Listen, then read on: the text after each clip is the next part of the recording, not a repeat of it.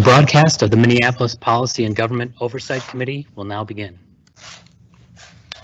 Thank you. Good afternoon. My name is Lisa Bender. I'm the chair of the Policy and Government Oversight Committee, and I'm going to call to order our regular committee meeting. I'll note for the record that this meeting has remote participation by council members and city staff as authorized under the Minnesota Open Meeting Law, Section 13D.021, due to the declared state of local public health emergency. At this time, I'll ask the clerk to call the roll to verify the presence of a quorum. Councilmember Reich. Present. Gordon. Here. Fletcher. Councilmember Fletcher. Here. Cunningham. Present. Ellison. Councilmember Ellison. Goodman. Present. Cano. Councilmember Cano. Schrader. Here. Johnson. Here. Palmisano. Present. Jenkins. Here. President Bender. Here. There are 10 members present. Let the record reflect that we have a quorum. I know a couple of council members are also working on joining us as well. Oh, So Councilmember thank you. Ellison is present. Thank you, Councilmember Ellison. And I know Councilmember Cano is likely joining us by phone.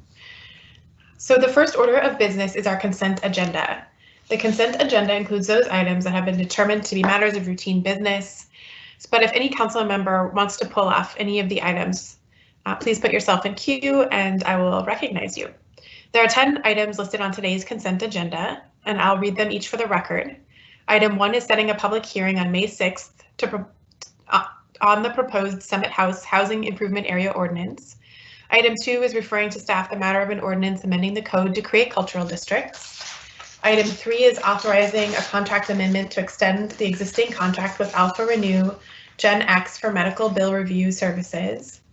Item 4 is authorizing gift acceptance to allow the Deputy Commissioner of Health to attend the Leadership for Wellbeing and Equity Bhutan Study Tour. Item 5 is approving layout and the acquisition of easements for the Johnson Street Northeast Reconstruction project between Lowry Avenue Northeast and 18th Avenue Northeast.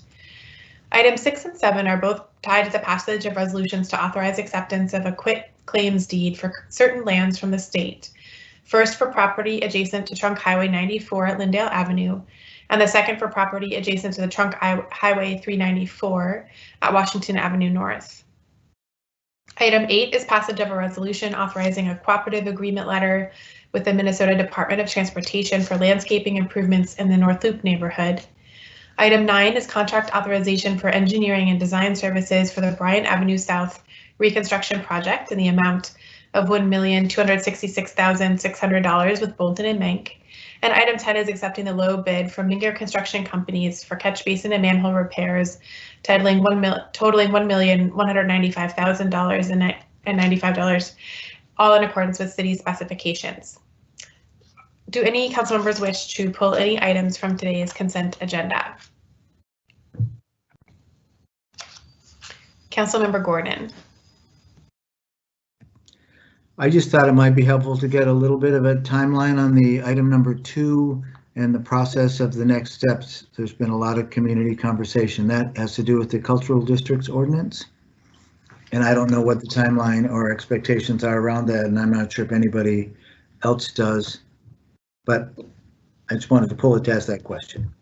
Yes, thank you. Councilmember Cunningham, I see you in queue. Is that also the item that you'd like to discuss? Yes, Madam President. Would you like me to speak to it now or just wait?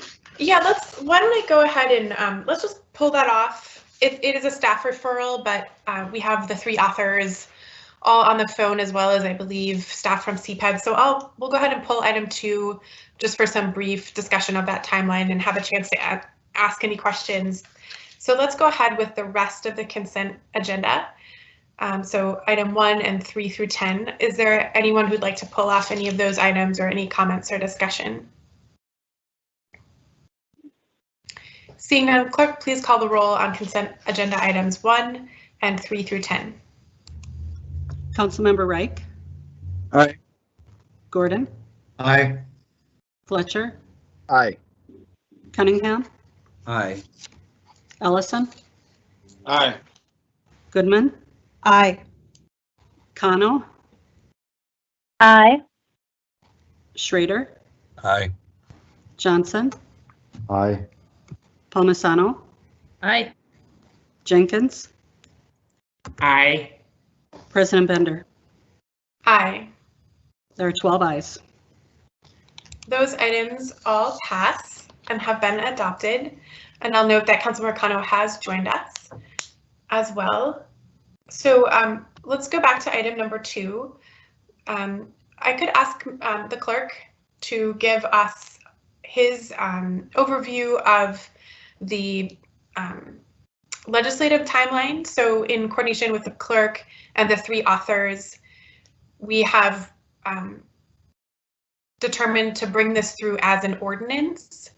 At one point, I think it was slated to come through as essentially a report to the committee, and particularly given the fact that we have a different committee structure right now and we really want to be able to track legislatively this action, we all decided that using the ordinance process was the best fit for this work. So Mr. Clerk, you could give a little more background on that perhaps and the timeline intended here. And then I see Council Vice President is in queue. The 3 authors of this ordinance now are Council Vice President Jenkins, Councilmember Ellison, and Councilmember Cano, who are all with us at the meeting. So Mr. Carl, could you begin? Sure. Thank you, Madam President. I would point out that as a legislative action, it must be by ordinance. Legislative actions of the city are by ordinance and are codified in our code of ordinances, which then effectively become the municipal statutes of the city. So as a governing function, legislative actions are done by ordinance. Prior to April 23rd, the draft ordinance would need to be finalized. The reason we say this is because state law also requires that an ordinance be available to the public no less than 10 days before anticipated final action by the body. So we'd need to have the final version completed and done and posted and available publicly for that period. So in our timeline, by April 23, we see the final package of briefing materials, including a request for committee action due to our office. That's in time for us to set a public hearing. Today's action is referring the entire matter to staff to finish that scope of work. We would anticipate coming back to the POGO committee on May 6th for the public hearing, which would be set at the April 29 meeting. We would then publish the final version of an ordinance May 3rd in anticipation of a public hearing before the public or the POGO committee on May 6th. Those recommendations at the May 6th meeting would then be forwarded to the full meeting of the City Council on May 8th for final action by the council, referral to the mayor, and then published in Finance and Commerce as an official act of the city in its publication on May 13th, which becomes its official effective date. Thank you, Mr. Crawler. And is there anything that the city attorney or CPED staff would like to add on that specific process side? And then I'll turn to the queue of council members.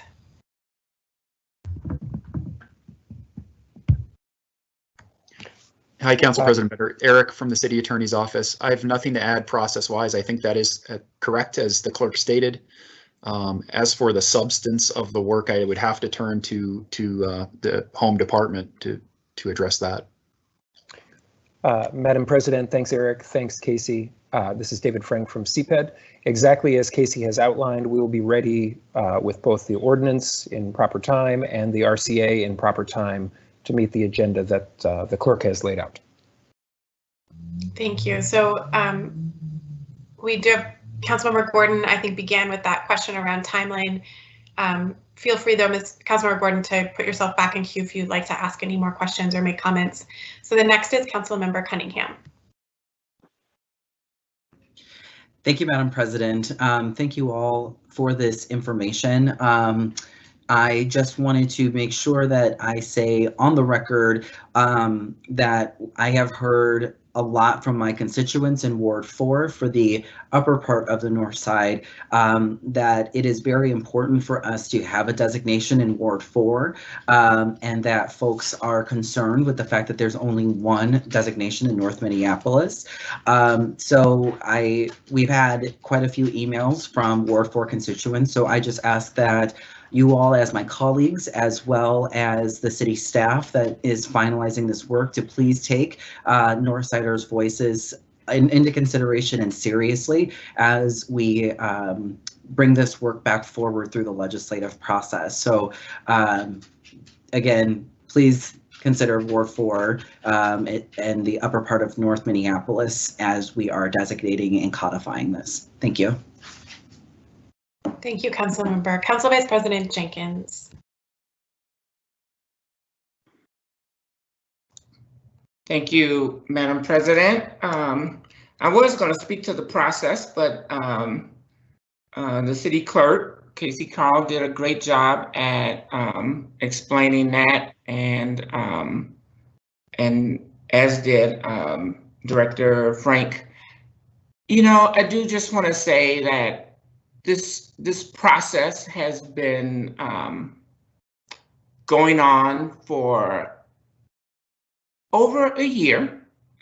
We've engaged many community members, including community members from the north side, the upper north side as well. And in those conversations, you know, the part of the thought process was that the investment in Upper Harbor Terminal was a really significant investment in the north side to really try to improve the work that has been done to make that an equitable process and really with an eye towards anti-displacement. And so a committee, including almost 60 community members, recommended these geographic areas as cultural districts. So, you know, certainly want to support all the businesses in Minneapolis, but the cultural districts, as it was,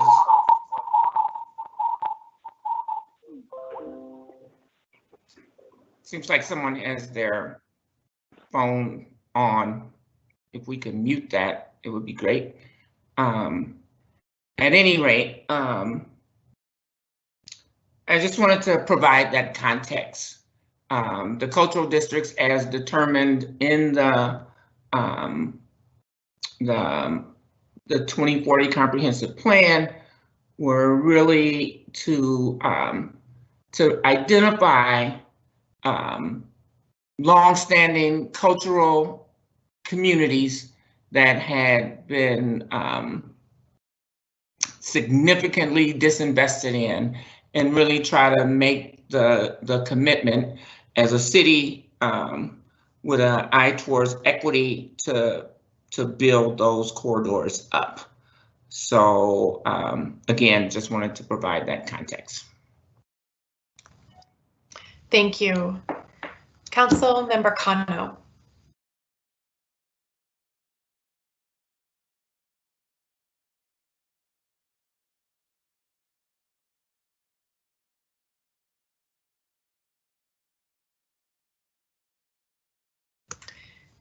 Councilmember Cano, I think on the phone.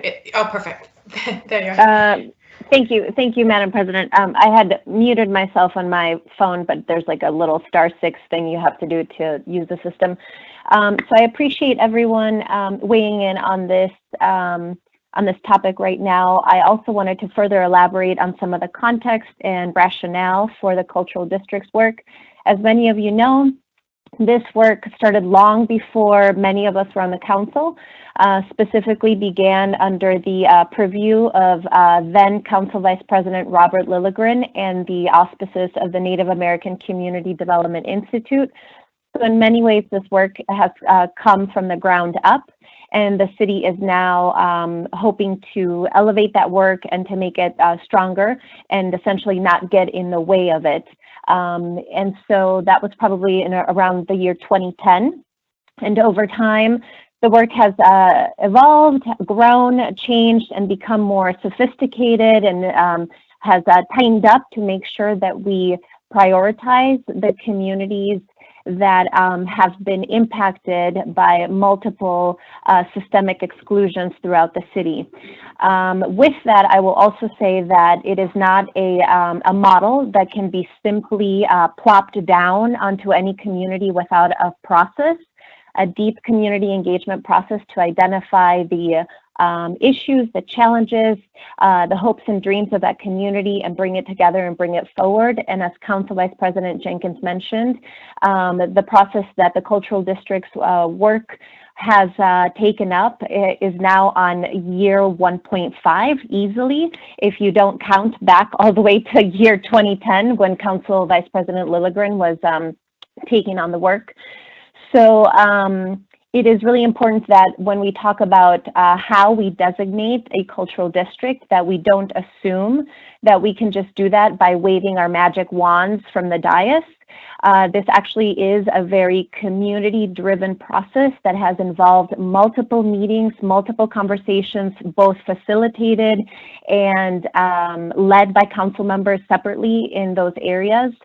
There has been a lot of data and the science behind the designations that we see today, specifically looking at the multi-layers of the racially concentrated areas of poverty of our city, with 50% or more people of color that live in those areas. So that's the baseline map. Then on top of those maps, you layer the green zones designation, the opportunity zones designation, and then you zero in on the commercial corridors and the makeup of those commercial corridors. And so if you are interested in learning more about the rationale and the data and the science behind the designations, I would highly encourage you to take some time out of your schedule to meet with city staff and go over those details, because it would be atrocious for us to simply choose our most favorite part of the city and say, boom, this is going to be a cultural corridor. That's not really what the process has reflected. That's not good governance. We really have to do that boots on the ground work to really engage all those different communities that are raising their hand, saying that they're interested in this topic, to unpack what that interest is about and to talk about how to structure that work moving forward. And so one of the things that I wanted to share with all of you, because we haven't had a chance to discuss this before, is that when this vote was slated at the EDRS committee about a month or a month and a half ago before COVID-19, I did have a conversation with Councilmember Cunningham about some of his questions related to cultural districts, and specifically concerns around the Asian American business owners in his ward. And the agreement we had decided upon was that we were going to author a staff direction that would help city staff engage with that specific community and start to understand more about their needs, their challenges, their dreams, their hopes, what they would want to accomplish. I personally have not visited that area, but I've been told that it's a small commercial area of about 2 blocks that involves a half of it being residential with houses, and the other half is more business facing or retail. And so the idea was to begin to engage folks in that ward and that specific commercial corridor with that specific cultural community.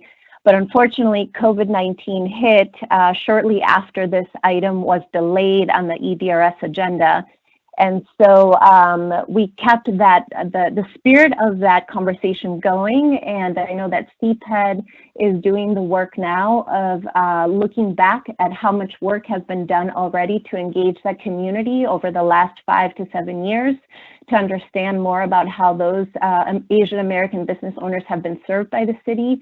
We're looking at bringing that information together to share with interested council members internally as soon as CPED is able to put together that information and bring it forward to us. We understand that right now we're still sort of in crisis mode in terms of COVID-19 priorities and making sure our staff are dedicated and focused on delivering some of the work that's being done under the emergency declaration. So it's not like we expect that information to come back to us tomorrow. I think we need to give staff a good time to do that work in a thoughtful, intentional way. And then once we have a chance to meet internally with council members and staff around this issue, then we can get into the work of, so what comes next? So I just wanted to share that both background on cultural districts and the 10 years plus work that has gone into it, in addition to the work that's already happening for those for and with, hopefully in the future, the Asian American community members that might have an interest in being a part of a cultural district. Thank you, President Bender. Thank you, Councilmember Ellison. Just getting my camera on. Thank you, Council President. Also just wanted to speak to this a little bit. I wanted to say that, just kind of zooming out, I know that my colleagues have spoken really well to the policy, how we got here. But I also just want to acknowledge that I think a number of council members are bringing, I think, some really legitimate concerns to our attention around this definition of cultural districts, and I'm taking that very seriously, and I want to make sure that we're leaning into some of the questions that we're getting from colleagues so that we do craft the best policy possible. When we look at the areas that we are trying to assist, I think that we're looking at areas that obviously have great need, but we're not looking at every area that has great need, and I think that that's being noticed, and I think that I really want to have that conversation with my colleagues. I think some of the rationale behind that was that, you know, we want to go deep with these investments, not spread them so thin that they don't have an impact, but that's no reason to not lean into a conversation with folks who have, I think, legitimate questions about this. And some of that might be even just the fact that there's maybe not yet enough precision with the definition of cultural districts. So I'm willing to have that conversation with my colleagues and lean into that and make sure that if that's the issue, that we can create a definition. And the reason that matters is because, you know, we might all kind of have an understanding of what we're trying to do, but down the line, there's going to be a different council making different decisions and based off what we do here. And I don't want to get into a situation where this iteration of cultural districts is being pitted against another cultural investment, whether it be in the arts or otherwise, that we don't necessarily want to pit things against, to pit ideas against each other. So I'm excited to sort of lean into the work, to lean into the ordinance. I think it's the right direction to go. It's certainly the direction that we're going in anyway. But I just wanted to name that. And I also wanted to sort of speak in solidarity with Councilmember Cunningham. I think that some of those early conversations about creating a cultural district further in the northern part of the city didn't quite get as fully as explored as they maybe should have. And when we talk about the Southeast Asian community, we're not talking about their community, we're talking about our community still, right? So so I do think that it's important that we take the time to lean into those relationships, have those conversations, and yeah, and I'm excited to sort of nail down a conclusion, because I do think that this policy is needed, even if there are some questions that need to be teased out a bit more. So just wanted to speak on that. So thank you. Thank you. Councilmember Cunningham. Thank you, Madam President. I just wanted to circle back, since there were some things that were said that were not entirely correct. So I first just want to be clear that I have been advocating for this since the conversation started with this iteration of the city council. This is something that I have continuously brought up, and so this is not something of a random picking a favorite and plopping it down. This is something that I have consistently been advocating for. Additionally, I understand that there was a community engagement process, and the community engagement process did not include people of the Fourth Ward. I have asked around with community leaders, with neighborhood associations, and when I even asked about the engagement of Northsiders, it was with with the West Broadway Business Coalition. So we don't have a business association in Ward 4 that can collectively speak on behalf of small businesses in our community. Neighborhood associations were not engaged. So from my analysis and my engagement with my community, who I talk with frequently, there was not engagement. I, as a council member, was not asked to help facilitate a process of engaging Ward 4 residents in this process. When we talk about areas of historic disinvestment with an eye towards racial equity, Lowry, which by the way is more than 2 blocks, it's designated as a promise zone, a green zone, and an ACP 50. And so to say that that somehow that doesn't include that is inconsistent. And also, while the investment in Upper Harbor Terminal is phenomenal and exciting, if you ask most residents in Ward 4, they would say that that investment is not for them. I'm fighting every day as we're going through this process to make sure that it's a community wealth building process, but that is not how the constituents feel about it. It's a destination rather than an amenity. Then this is the perception. And so I think that it's really important to think about also the differentiation of, like, this was an industrial area, whereas on Lowry at one point they had over 60 businesses, and those have dwindled over time. And so there is an opportunity there. And with the Southeast Asia community not being represented, I just have concerns with us saying that we will move forward with this and get back to them later. And so that's just a concern that I have. With the staff direction, I would still like to see something brought forward, but I think that it's still worthwhile for us to have this conversation about the fact that this particular area was left out of the conversation. So I know that not everybody agrees with me, and that's okay, but I still think it's important for me to name on behalf of my constituents that there are some serious concerns with the lack of engagement and the lack of awareness of our needs over here. So, thank you. Thank you, Councilmember Gordon, and then Councilmember Cano. Thank you very much. I think that, so my experience as being on the east side and in Ward 2 sounds a little similar to Philippe's in terms of the engagement over this issue. And I think the cultural district idea came out of the mayor's budget process and proposal. So it's been around for a while. And I think maybe there would have been and could have been more time for larger engagement outside of those areas, although they were designated kind of as part of that proposal. So I think already at that point, it was clear that some areas were left out.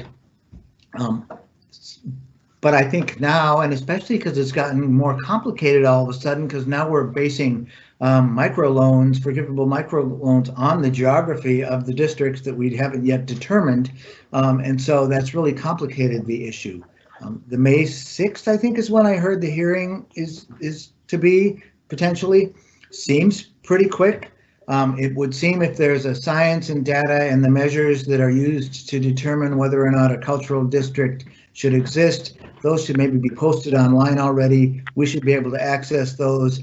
I mean, we, in terms of any resident of the city or business owner, without having to have a meeting with CPAD. So hopefully we can get some information somewhere so we can understand how the geography got determined and maybe make the case for why it might qualify elsewhere or not. But I'm concerned about where it's heading because it seems like there isn't enough knowledge and understanding about it, at least in terms of my neck of the woods. And now it sounds like it's a similar situation with the 4th Ward on the north side.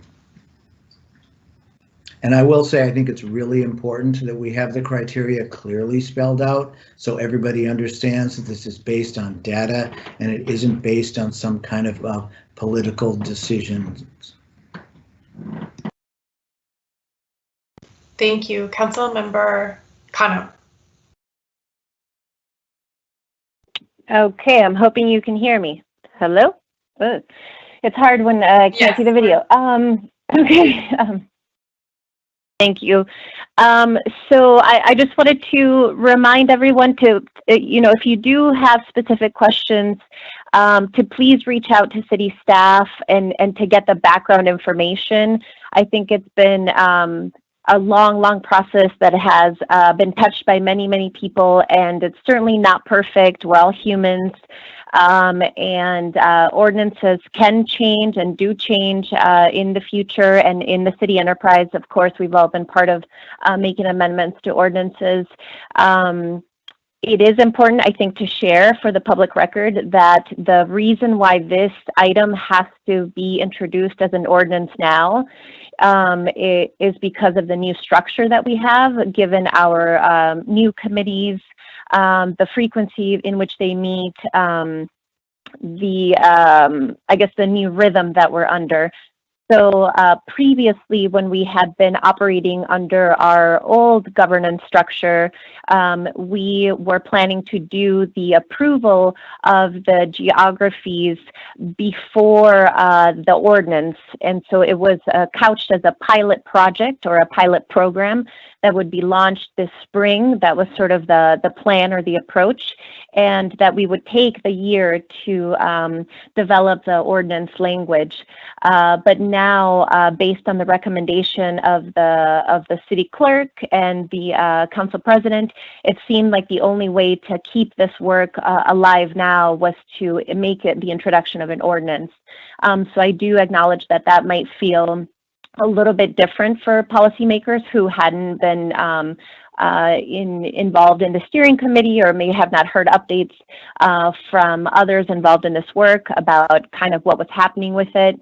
And I'll just let you know that for the past 3 weeks, we've been working with city staff pretty regularly to make sure that we are keeping this work alive and on track without getting it completely taken off the agenda because of COVID-19. And so I'll just, kindly ask my colleagues to be mindful of that and to consider that as we're looking at this conversation, because it's many different needs that we're trying to juggle. And I think there is, like Councilmember Ellison said, room for more conversations and engagement. I'll say that in addition to reaching out to city staff to get a one-on-one briefing on this, and I hope you all do, it's important to also engage the mayor's office. And so the mayor's office has been pretty heavily involved in the cultural district work and in the creation of the engagement mechanism specifically. And there has been a lot of conversations with folks in the community about this. I know that not everybody is happy right now with where we're at. But I guess it would just be important to really make sure that you're engaging all of the different groups and internal entities that have touched this work, so that we don't make assumptions about what the work is about or how it's unfolded just based on this meeting right now. So really, if you are truly interested in participating in this work and shaping it, I really encourage you to have a one-on-one meeting with Sean Pierce in the mayor's office, who's been a champion of this effort, and give Councilmember Fry, or I'm sorry, give Mayor Fry a call yourself and try to get the information as well, since he did put the resources into the budget for this. And then I will just say that it certainly does not mean that if we approve a certain ordinance right now that we don't anticipate that it might be changed or amended in the future. I think that it's just a way to really continue to keep this work alive and on track, given the new circumstances. And again, those new circumstances were communicated to me. I wasn't really the one that was, excited to spring an ordinance onto anyone at the behest of this new crisis.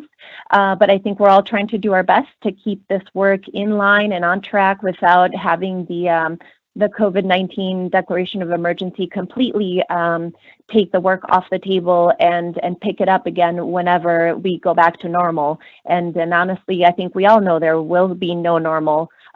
It's just going to be us living life moving forward the way that it is now and today. And so I just want to encourage you to really reach out to Mayor Fry on this, to have a one-on-one with his aide, Sean Pierce, and to really get that 30-minute meeting with CPED staff to go over some of the details of the rationale and to build it, to help build out what the future of that work could look like, because it's not about telling a community you can come later.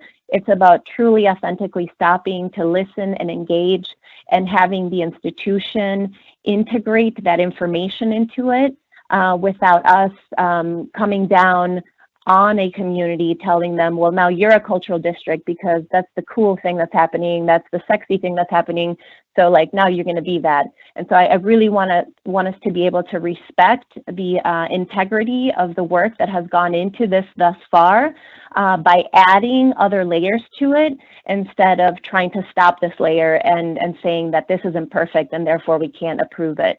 So I just want to encourage us to build on what's already happening instead of trying to sort of say that this isn't that this hasn't been good, because I've been a part of a lot of conversations with a lot of people who are really excited about this, and I would not feel comfortable telling them that the work they've done for the last year and a half or more is not good.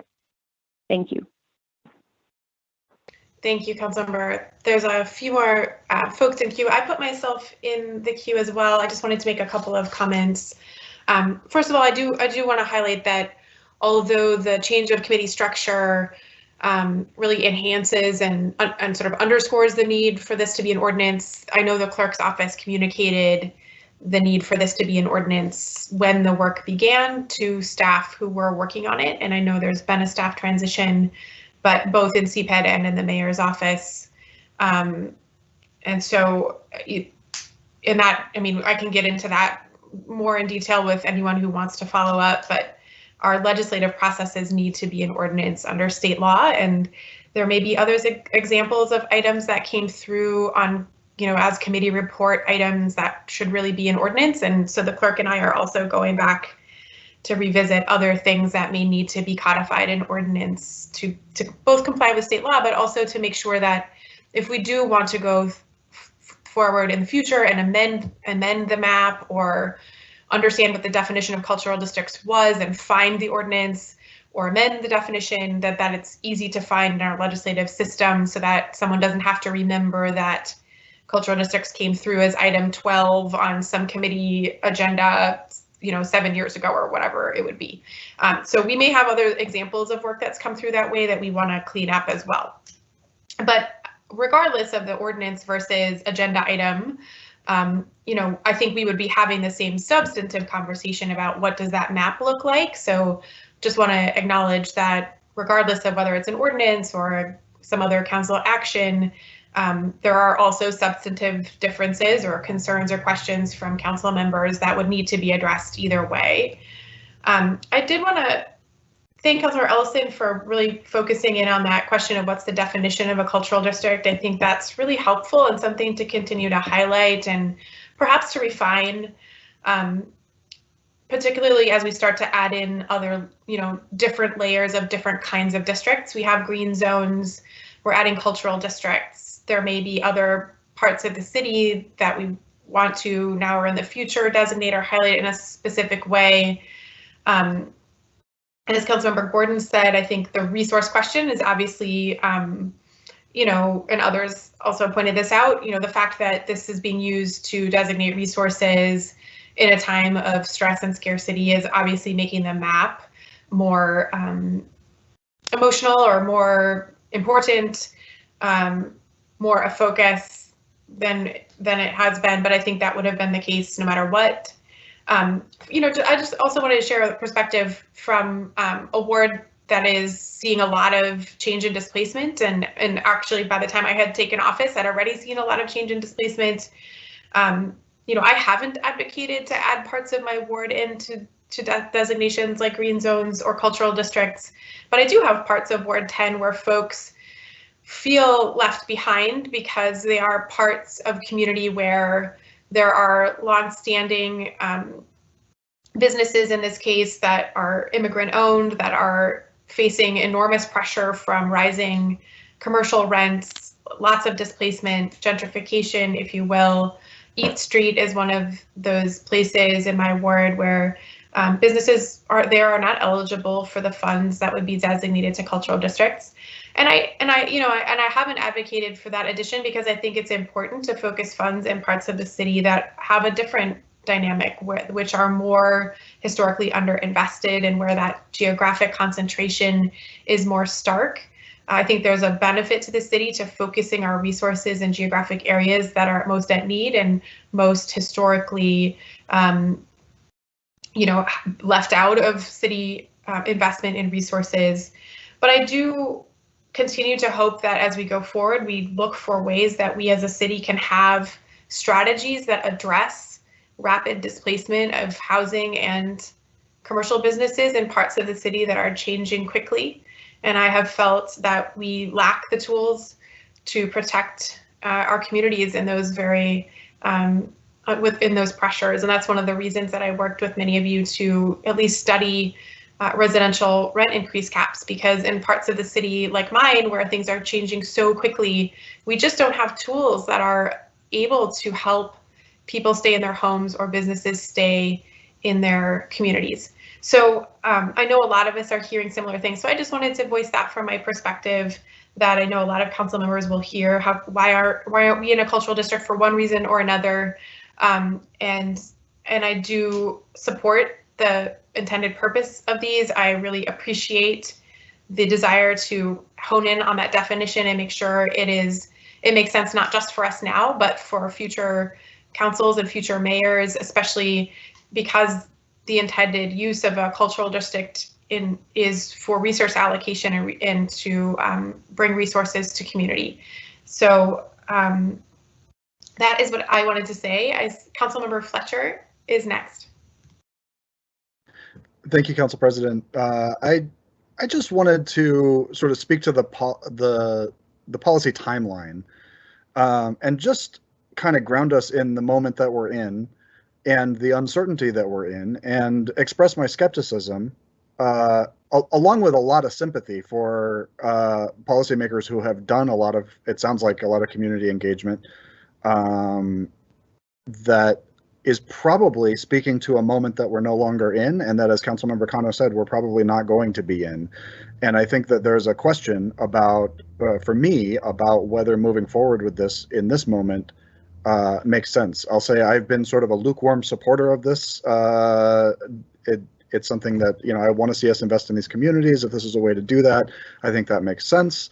But I think now we have to look at the money that was allocated for this in the context of a looming budget cliff that's in front of us. So we're going to be weighing these expenditures against potential service cuts, potential other really tough decisions that we're going to have to make down the road. And we're going to be, I think, finding that a lot of the feedback that we got needs to be modified to the new times. So we may have heard from community that there's a cluster of people of color-owned businesses that would like support in buying their buildings. And we're going to need to look around in a month and see if those businesses are still there, or see if there's more urgent support that we could be directing to them to help them still be there. And it feels to me, I just want to express my own skepticism that moving this forward based on the feedback from before the pandemic feels out of step with the moment. And I'm not sure we're going to get to something that we should be supporting right now in this context. So I would advocate hitting pause, I think, and I would need some convincing that we have the right information about the world as it is as opposed to the world as it was 3 months ago, in order to make the decisions that we need to make about how to invest in those communities. Okay, thank you. Council Vice President Jenkins. Thank you, Madam President. I'm just going to turn on my camera here. The last comment is one of the deepest concerns that I have had during this entire process, is that we will say, you know, the times have changed. We live in a new world. So we have to put racial equity in the background until such time as we are flush again. I really cannot support that kind of thinking. Yeah, we will have to make adjustments to our budget. We will have to adjust to this new reality, but that cannot mean that we simply put our commitments to race equity on the back burner. You know, I think if we open up this conversation, we will get 500 letters from downtown saying we should be a cultural district. We have all of these theaters down here. Hennepin Avenue is where people come from all over the state. Why aren't we a cultural district? Then we'll get 50th Street to ask, why aren't we a cultural district? We have small businesses and locally owned businesses. This has been a process that has been, as Councilmember Cano stated, discussed and moved for the past decade. This council has been deeply working on this for the past 2 years. It did include neighborhood organizations. It did not only include business associations. It included individual residents. I know for a fact that Falwell neighborhood was a part of the conversations because I was there. So it really is a challenging time. Anytime we designate things to specific communities, it's going to always be pushed back. And I would urge my colleagues to stand up and stand on equity and move forward with this work. Thank you. Councilmember Fletcher. Thank you, Council President. I just wanted to respond briefly. I think interpreting my comments as putting equity on the back burner would be a big mistake and a big misunderstanding. And so if it sounded at all like that, I just want to clarify that is not my intention, and that is not something that I would stand for, frankly. I think it's very, very important right now, maybe more important than it's ever been, to make investments in equity. I think we have to consider whether this is the best investment in equity that we can make, and I think we have to be able to have that conversation without immediately turning to, you either support equity or you don't support equity. That is actually not the spirit of my comments, and not the spirit of the debate going forward. And I'll stand by my sense that based on outreach to council and where we are in the process, and where this lines up with some of the other opportunities to invest in urgent needs, that I think a pause is called for on this. Okay, thank you. I don't see any other council members in queue. I'll just pause and see if anyone else wants to speak. The item before us today, which is item 2. President, Councilmember Cano, I think, is in queue. No?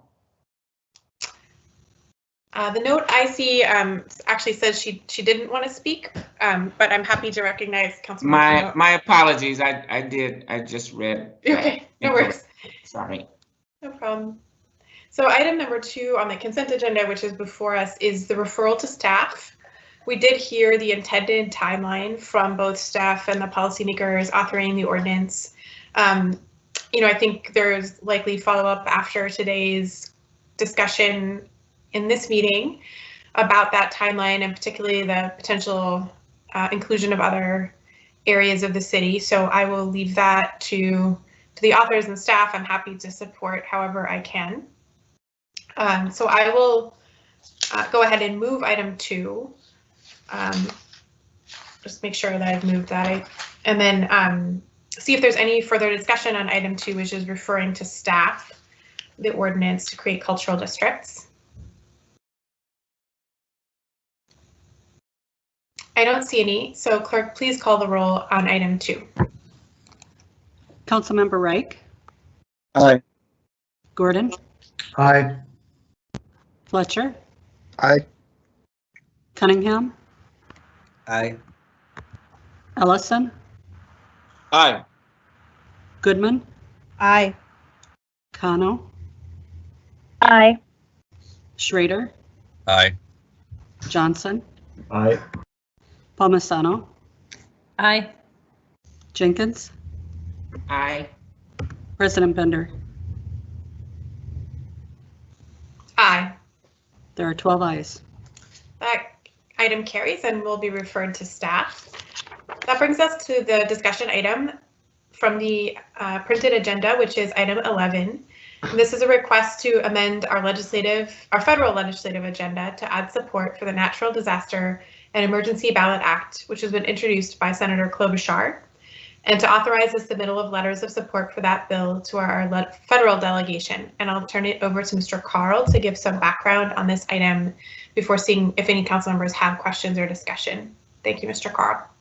Thank you, Madam Chair. May it please the committee, I'm submitting, as the president noted, for your consideration, a letter that expresses the strong support of the city of Minneapolis for a bill introduced by Senator Amy Klobuchar, which seeks to support all jurisdictions with respect to the upcoming elections during these uncertain times. And with your permission, Madam Chair, I just have a few slides that highlight the provisions of this bill, and then I would stand for questions the committee might have. So on March 18th, Senator Klobuchar introduced Senate Bill 3529. It's entitled the Natural Disaster and Emergency Ballot Act. If enacted, this legislation would implement several reforms in the administration of elections, most of which would be effective for the 2020 election cycle. In terms of visibility, the bill proposes to expand no-excuse absentee balloting across all states in the nation, including both the early in-person and vote-by-mail varieties.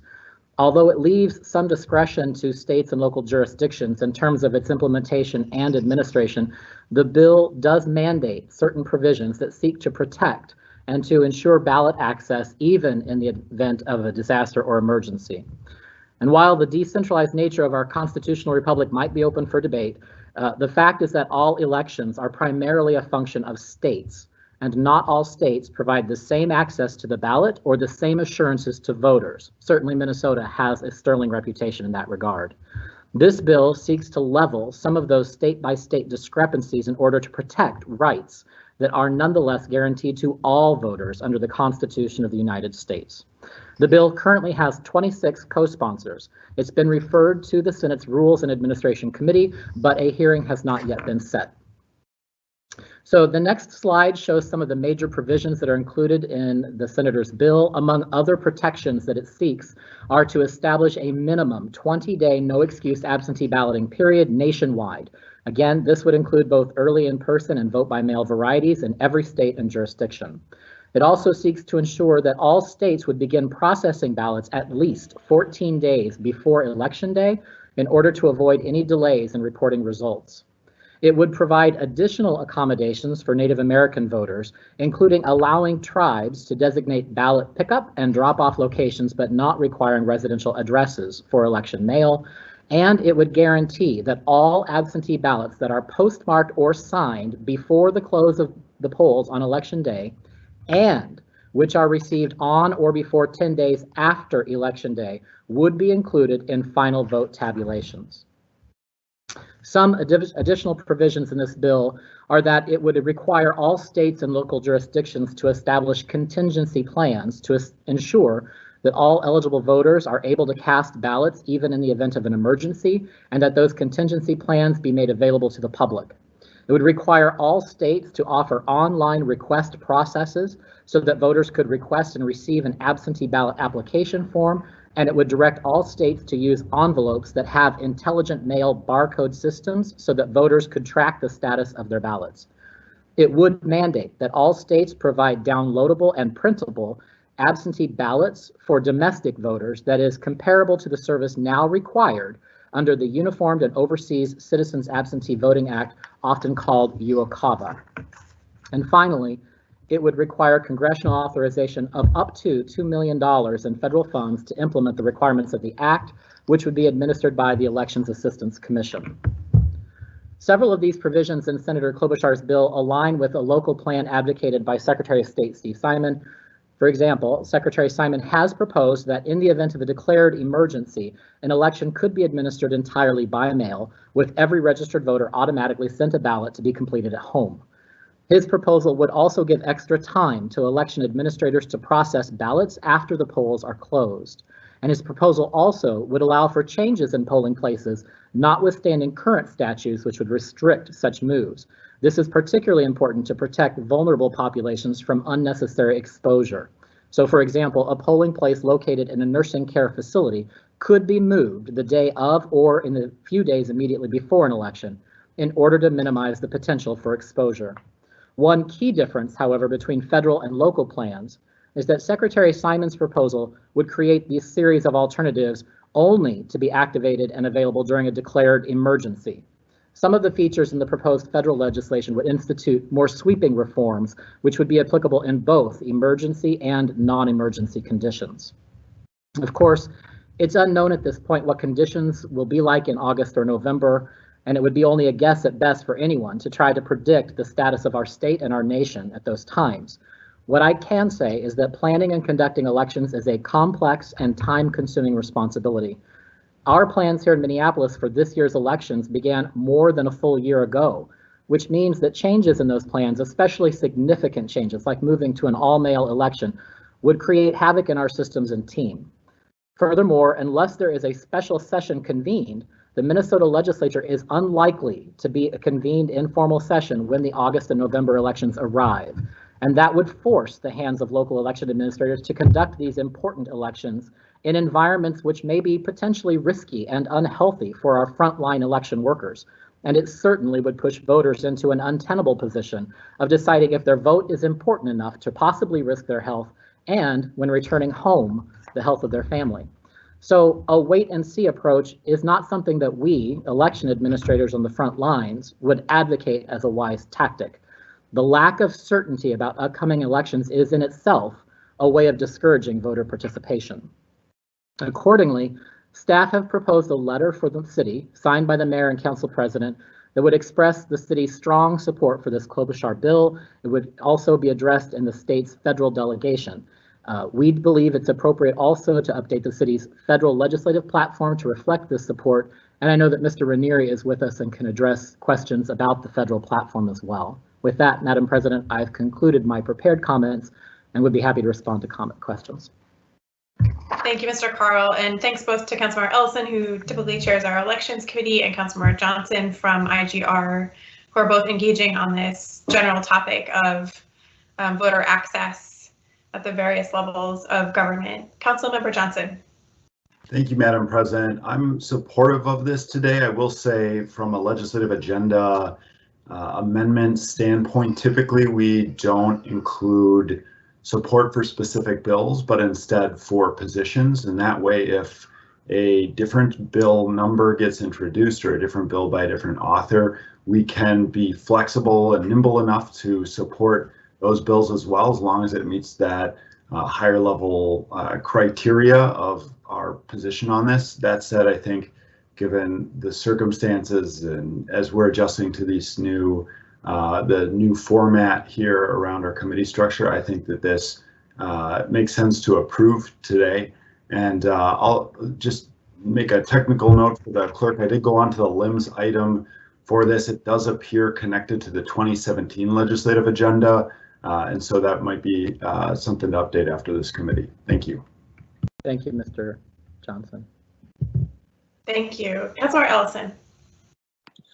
I just wanted to jump in to thank the clerk and his staff for all their work, and to thank IGR. Obviously, I couldn't agree more that it is critically important that we make sure that the vote is not suppressed for anyone, not even just because it's my self-interest as election chair to make sure that we have the best ones in the country. But I think that the clerk's office has done, and our elections team has done a tremendous job. And I just wanted to voice my appreciation for all the work they've been doing. Thank you both. And I think it's worth following up, Councilor Johnson, about the issue that you raised prior to Friday's council meeting. I do see Mr. Carl. Why don't you go ahead, Mr. Clerk? Madam President, I was only going to offer that we had originally intended to come forward to council with more detailed plans about our initial arrangements for this year's elections to the Elections Committee in June. Given the fast-moving pace of all this, I wanted to confirm for all policymakers and the public that it's our hope to work with you and the other council members to bring forward a report possibly in May. I know that the Secretary of State, Steve Simon, has mentioned in his testimony to the House Committee this past week that he really needs an answer by May 4th. That's in 19 days.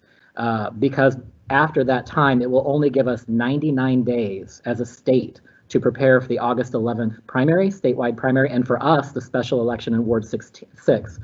And in that 99 days, we will have to have statewide and local election programming and system verification, legal notices and legal publications, candidate filing periods with respect to ballot races and questions, ballot production, proofing, and printing in time for our absentee balloting period, which is 46 days before the election. We have to confirm all of our polling places for in-person voting, assuming that we are not moving to a mail election, and we have to recruit, train, and assign our judges to help. So we are under a very tight timeline. And given the significant public interest and policymaker interest in assuring a good election process, I think it would be wise for us to come back in May to tell you where we're at with that process so that you can and your constituents will have that assurance. Thank you.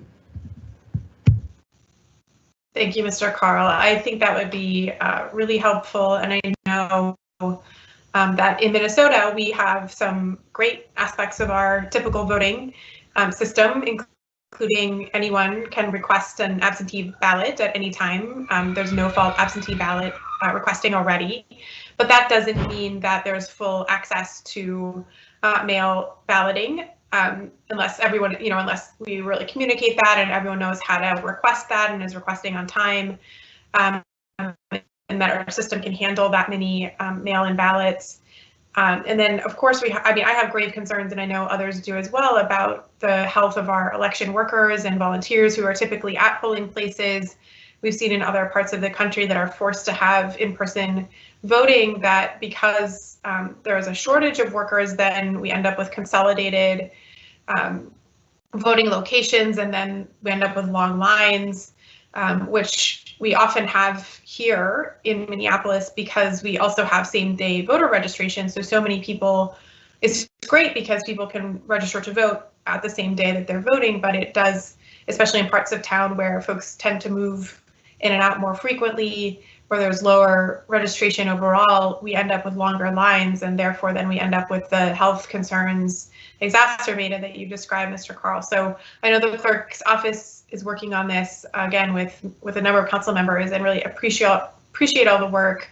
Really appreciate the leadership of our Secretary of State to push for our right to have safe voting in our community. I know around the state of Minnesota, a number of communities are allowed to have 100% mail voting all the time. And so the fact that some of us might be required to force both workers and voters to put their health at risk and others won't is unfortunate. So really appreciate all of the effort on this. Is there any other discussion on this item? Seeing none, I will make sure I've moved this item 11, and ask the clerk to call the roll. Councilmember Reich, Aye. Gordon, Aye. Fletcher, Aye. Cunningham, Aye. Ellison, Aye. Goodman, Aye. Kano, Aye. Schrader, Aye. Johnson, Aye. Palmisano, Aye. Jenkins, Aye. President Bender. Aye. There are 12 ayes. That carries, and the matter will be referred to the full council on this Friday. So that concludes all of the business before our committee today. Without objection, we stand adjourned. Thank you, everyone.